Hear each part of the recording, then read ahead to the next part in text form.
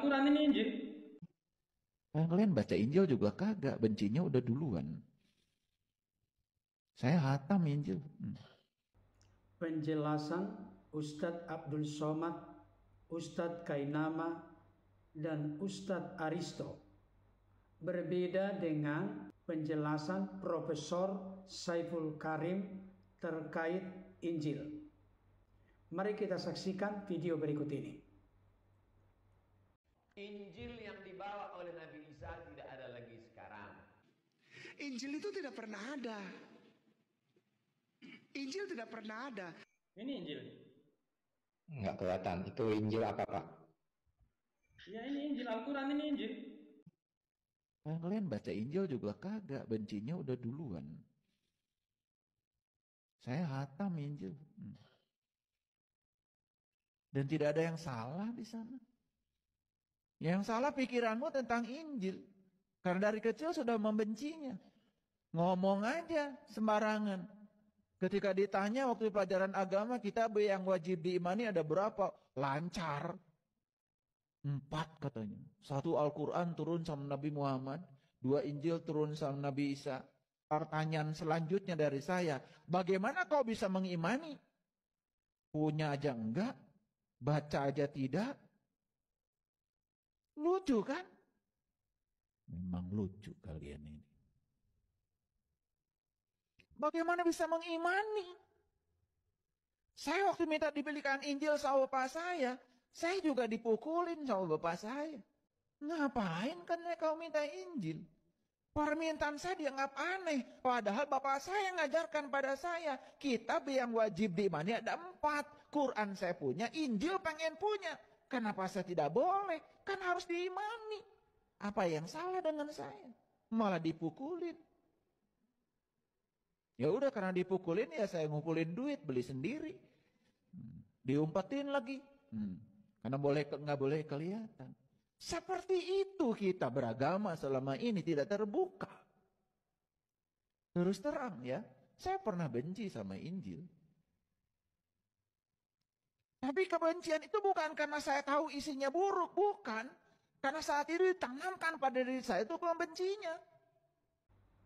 Ustadz Abdul Somad dan Ustadz Kainama memberikan konfirmasi dan penegasan.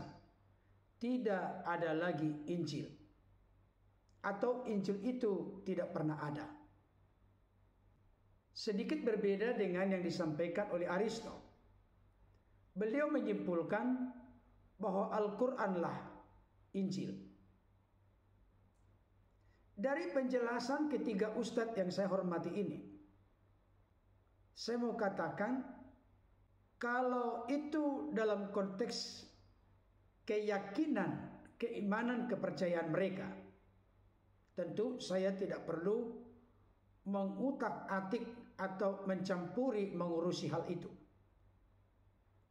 Tetapi ada hal yang menjadi sebuah pemikiran bagi saya. Ketika Ustadz Aristo berkata bahwa Al-Quranlah Injil, saya sedang berpikir, bukankah menurut keyakinan Ustadz Aristo bahwa Taurat diberikan kepada Musa, Zabur kepada Daud, Injil kepada Isa, dan Al-Quran kepada Nabi Muhammad, Nabi dan saudara kita Islam. Tapi kenapa kesimpulan dari Ustadz Aristo bahwa Al-Quranlah Injil? Saya pikir ini merupakan sebuah konklusi atau kesimpulan yang begitu pendek tetapi tidak berdasar sama sekali. Oleh karena apa? Oleh karena Al-Quran itu diberikan atau diturunkan kepada Nabi Muhammad, Nabi saudara kita Islam. Berarti itu bukan Injil. Bukankah dikatakan bahwa ada kitab-kitab yang diturunkan terlebih dahulu kepada nabi-nabi? Seperti saya katakan tadi, Taurat kepada Nabi Musa, Zabur kepada Daud, Injil kepada Isa. Itu informasi yang saya pernah pelajari dan juga pernah menyaksikan di media sosial yang begitu marak dewasa ini.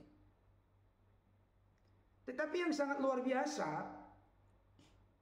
ada respon dan tanggapan yang berbeda dari Profesor Saiful Karim terkait dengan Injil. Beliau berkata, sudah selesai membaca Injil. Dan kesimpulan beliau isinya bagus. Tidak ada sesuatu yang aneh dan asing di sana. Bagaimana bisa mengerti arti dan makna dari Injil itu kalau membaca pun belum? Jadi eksistensi keberadaan Injil yang dipegang dan dipercaya oleh orang-orang Kristen berarti juga diiyakan oleh Profesor Saiful Karim. Seperti kesaksian beliau telah selesai atau khatam membacanya. Ini merupakan sebuah terobosan berpikir yang sangat luar biasa.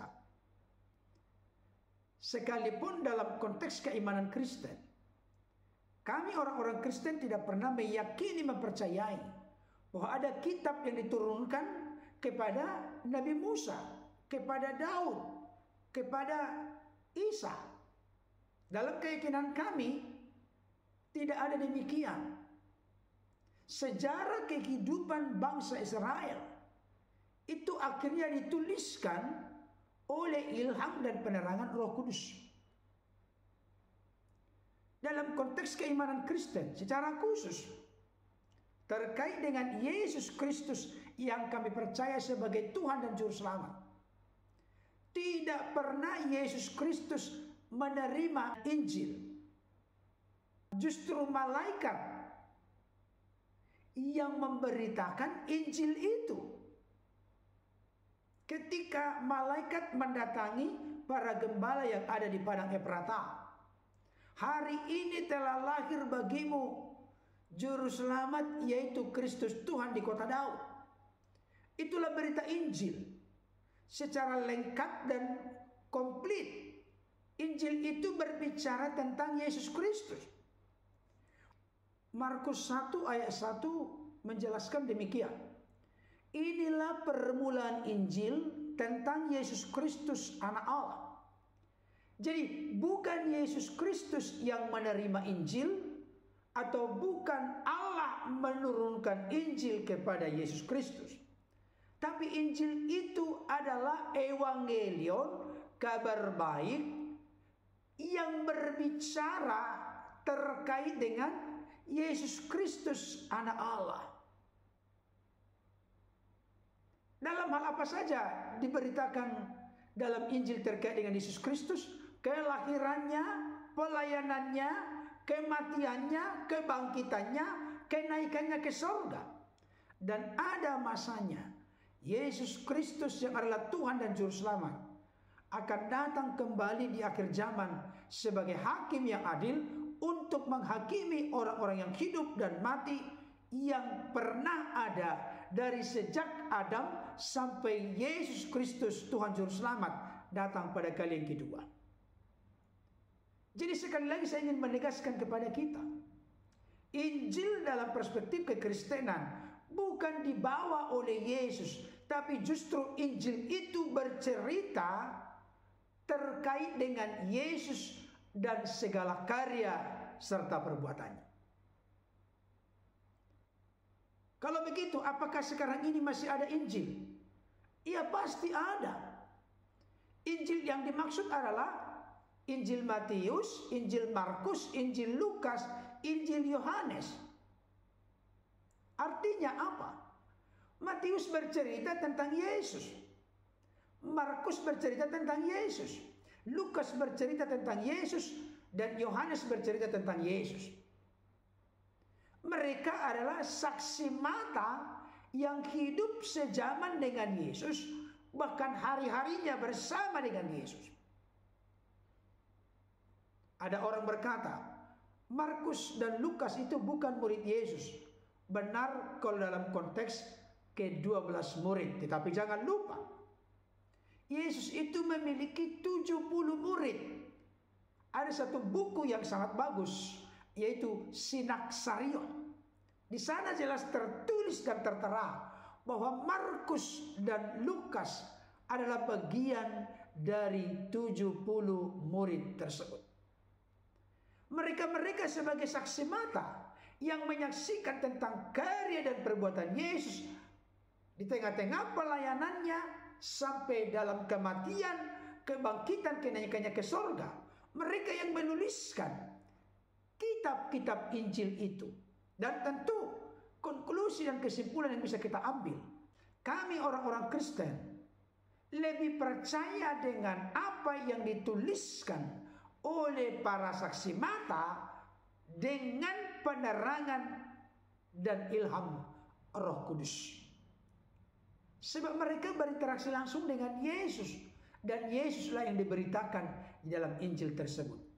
Jadi Injil dalam perspektif kekristenan tidak pernah hilang, tidak pernah tidak ada.